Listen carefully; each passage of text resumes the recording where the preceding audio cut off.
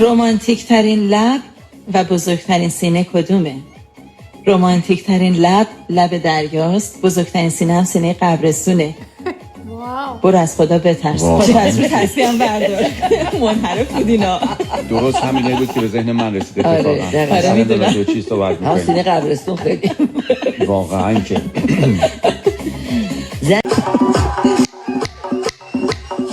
آقا من نمیدونم. آها شما نه راحت بشی خواهش می‌کنم بفهمید نه من یه دونه جوک نمیدونم باید بگم یا نگم. بفهم. اونو میگی؟ اونو حتما بگی. نه اونو حتما. اصلا من نمیگم شما بگو اونو زودتر. خلاص. داره منو میندازه تو چا نمیگم. الان که اینطوری شده. داره کار خیلی بالا که میخواد نگی خودش. رفیقم از ایران میگفت امروز تو اتوبوس یه دختر خانومی شالش افتاده بود و یه دختر خانم چادری بهش گیر داد. رفتم جلو به چادریه گفتم خانم خجالت بکش. برگشت گفت با کی هستی؟ دیدم چادریه خیلی خوشگل تره. گفتم با این ضد انقلاب.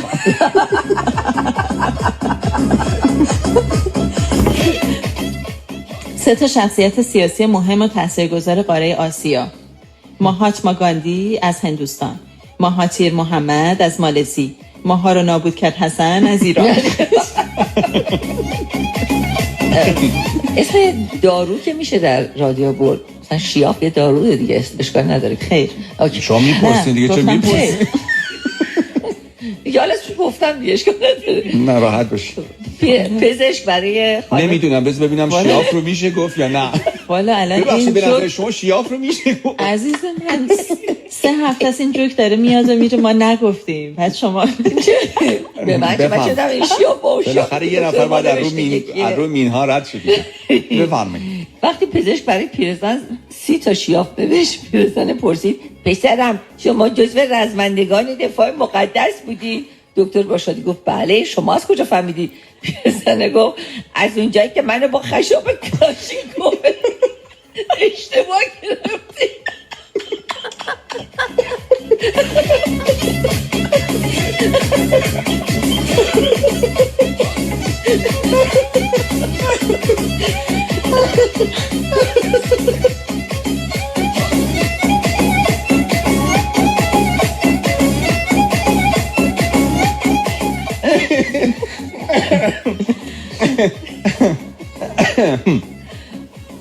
میگه تو خونه ما اینقدر عکس اموات در گذشتگان رو در دیوار گذاشتن که من وقتی تنها هم هستم روم نمیشه با شورت تو خونه بگم.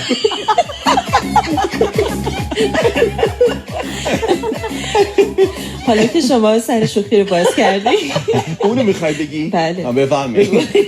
عزیز جان نفس تو بگی. حالا دیگه بعد از اون چیزی که آزیتا گفت دیگه ای بابا آزادیه. بذار من کنار پنجره بیستم. بفرمایید. رفیقم بچه دار شده، نوشته این که بچه تا دیروز نبود و امروز هست نشون دهنده وجود اون بالاییه. گفتم بیشتر نشون دهنده اون پایینیه.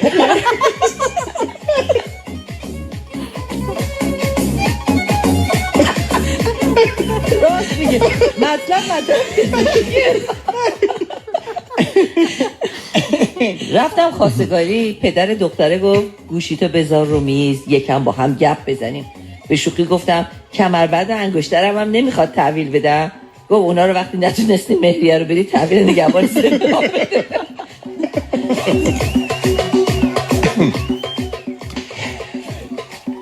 رفیقم میگفت پسر خالم 60 میلیون میخواد بده اسب بخره. بهش گفتم نصفشو بده من یه سوار خودم.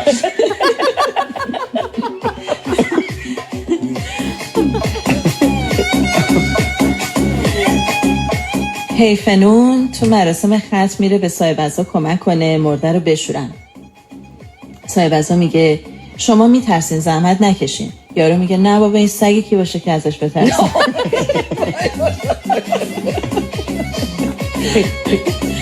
تبلیغ جعفر برای رستورانش: با 10,000 تومان مثل گاو بخور.